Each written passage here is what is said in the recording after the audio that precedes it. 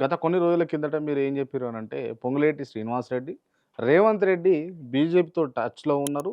బాగా సంచలనాలు జరుగుతాయి రాష్ట్రంలో అని చెప్పేసి అన్నారు. బీజేపీ ఏదైతే తన సహజ లక్షణం ఏదైతుందో, హ్మ్. ప్రభుత్వాలను కూల్చేటువంటి లక్షణం ఏదైతుందో, అది రేవంత్ రెడ్డా, అది పొంగులేటా, లేపోతే ఇంకో రెడ్డా, ఇంకో రావా, ఎవరు గాకపోతే ఒక బీసీనా, ఒక ఎస్సీనా, ఒక ఎస్టీనా.